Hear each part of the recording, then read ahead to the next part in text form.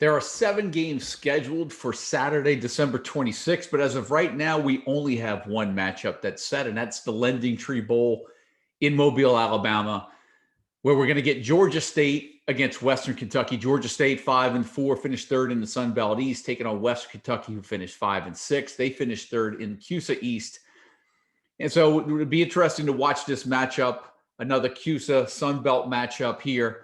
Again, Georgia State offense averaging 32 points per game. Western Kentucky didn't even average 20 points per game. They only averaged 18.8 points per game, 128 yards on the ground, 162 in the air. Whereas on the Georgia State side, nearly 200 yards per game on the ground, 190.3, and then averaged 227 passing yards per game in the air. Now, defensively, where Georgia State has the advantage offensively, Western Kentucky seems to have the advantage, at least what the numbers tell us defensively, where they've only given up 24.1 points per game.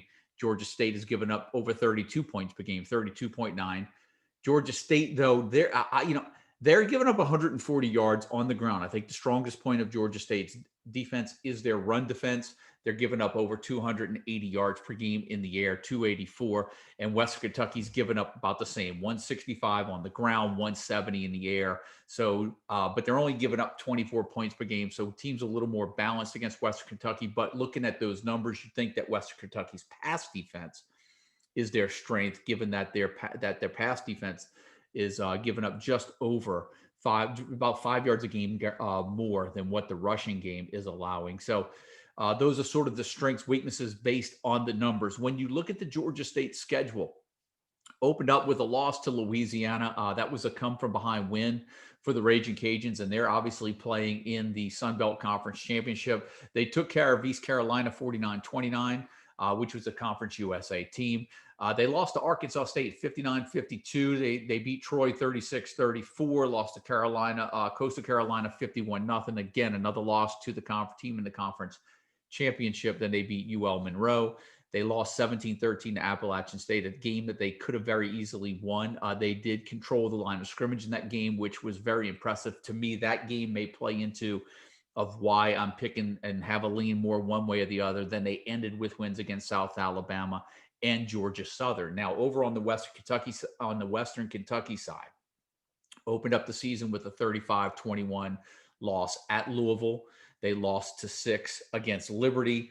Things started to come apart a little bit for them after that, but they were able to pull things together with wins against at Middle Tennessee, and then that's when it kind of unraveled for a little bit. They lost 4 of their next 5. They dropped the game to Marshall. They lost at UAB. They barely beat Chattanooga 13-10. They lost at BYU 41-10, but losing to Marshall, losing at UAB, losing at BYU. No shame in those losses whatsoever. We know the BYU story. We discussed them earlier in when we did their game against Central Florida. UAB playing for the conference championship against Marshall. That was consecutive losses for Western Kentucky. Then they lost at FAU 10-6. They beat Southern Miss 10-7, and then the 38-21 win against FIU, and then beat Charlotte 37-19 to end the year. So I do think that when you look at Western Kentucky, they've struggled at times, but they struggled against BYU. They struggled against UAB. They struggled against Marshall. I mean, 3 of their 6 losses, and then you figure in Louisville, a Power 5 school, and Liberty, who was really good this year. So when you look at the losses of Western Kentucky, Florida Atlantic losing 10-6. That's I don't know even know if you consider that a bad loss. FAU is a bowl team, and so this is, to me, Western Kentucky is probably better than their record, and maybe their numbers are held down a little bit offensively because of the competition that they've played. Whereas when you look at Georgia State, yeah, we've discussed their wins, we've discussed their losses, but here's where the matchups come into play. To me, Georgia State's weakness is the pass defense, which that's not particularly strong. The passing game is not strong for Western Kentucky. So will there be opportunities in the passing game? I think both teams defensively up front will do a decent job of shutting down the run game. And I think this matchup will depend on Western Kentucky's ability to shut down Georgia State's run game. The problem is that Western Kentucky can probably throw on Georgia State. And even if Georgia State's running game does get slowed down by Western Kentucky's defense, Georgia State does have the passing game with Cornelius Brown, Sam Pinckney, Cornelius McCoy. So I think this is going to be this will be a fun matchup to watch. Leave it to me to get excited about a Sun Belt Conference USA matchup. But to me, this might be a little bit more of a toss up of all the bowl games that I've discussed up until this point. Vegas sees Georgia State as a 5-point favorite, which projects them to win this matchup at about 31-26. I think that's going to depend on who controls this game. I think if Western Kentucky is able to jump out on top, we could see this game played a little bit in the low to mid 20s. And if Georgia State can find a way to get around that and get through that Western Kentucky defense, we probably are going to get above that number, because I'm not sure Georgia State's going to be able to slow down Western Kentucky in the passing game, even if Western Kentucky has to throw the ball. I think quarterback Terrell Pigrome will be able to do enough in the passing game to get Western Kentucky in the end zone. So let's talk about the players. We've talked enough about the matchups. We'll get into the players. We'll start on the Georgia State side. Cornelius Brown, 2,000 passing yards, 14 touchdowns. We know he's got two reliable targets in Sam Pinckney and Cornelius McCoy. Pinckney, 44 catches on the year, 750 yards, 6 touchdowns. Cornelius McCoy, another 26 receptions, 359 yards, 3 touchdowns. You could even include Roger Carter in the conversation, 21 catches, 256 yards. He's got 4 touchdowns. He's got 1 more touchdown than Cornelius McCoy. And based on the last game of the season now, maybe Terrence Dixon is a little bit of an option too in that passing game. And Dixon finished the year 19 catches for 215 yards. So I think we have to include him in the conversation of being an option as well. On the Western Kentucky side, Terrell Pigrome, remember, he started out, he kind of lost his job when we got a little bit into the season. I think it might have been after the Marshall game, maybe after the UAB game. I forget which one. But then he regained that starting job back. And so he's been handling the offense, and the Western Kentucky offense has been fine with him. And like I said, you wonder now, looking back, when you look at the schedule and you see those losses: Louisville, Liberty, Marshall, UAB, BYU, Florida Atlantic, those are all quality losses. That Florida Atlantic loss was a close one. So this is just a real fun game to talk about. Will the running game and Gage Walker be able to get things going? That Western Kentucky running game has struggled all season long. Gage Walker has gotten fired up, has gotten things fired going over the last couple of weeks. But Georgia State's strength is that run defense on the defensive side of the ball. The run defense is their strength. So I'm curious to see if Western Kentucky can really get that ground game going. And then maybe, if Walker isn't going, maybe they turn to Jakari Moses as well. But I do think, given what we've seen over the last few weeks, if I'm going to have a running back on the Western Kentucky side, it's certainly going to be Gage Walker. Now, when we look at the receivers, Xavier Lanes, Mitchell Tinsley, Joshua Simon, you even have to include Dakota Thomas, Craig Burt. I mean, they've had some injuries. I believe Xavier Lane, Dayton Wade, I believe both of those guys missed Western Kentucky's last game.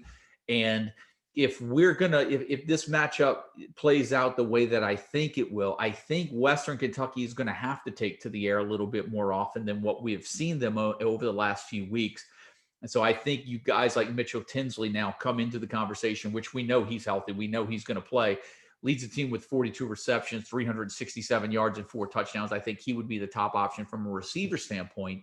And then Xavier Lane is healthy going into this game as well. He's got 34 catches on the year, nearly 400 yards and a touchdown. And I think he's going to be a big part of that passing game as long as he's healthy. And then Joshua Simon at the tight end spot has added 29 receptions and 3 touchdowns as well.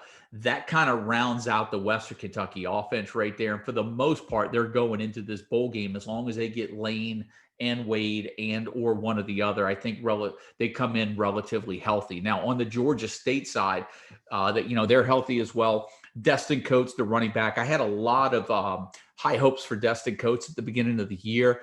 Second half of the year, it almost has looked like Tucker Gregg has been the better running back to have from a fantasy standpoint. Both guys have scored 6 rushing touchdowns this year. If any guy is going to do a little bit of work out of the backfield, more likely to be Coates than Tucker Gregg. Coates has 12 receptions. Tucker Gregg only has 2 this year. But when it comes to the passing game, make no mistake about it, Cornelius Brown can get the ball done. Can get the job done. He's got Sam Pinckney. He's got Cornelius McCoy. I've already touched on the receivers as well. So